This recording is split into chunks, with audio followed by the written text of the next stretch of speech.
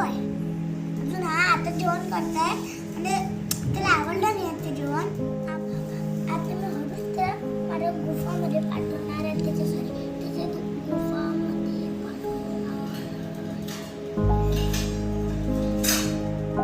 आता टोटू बघ कसं चांगलं बघत आहे. असं तो आतमध्ये जाणार आहे.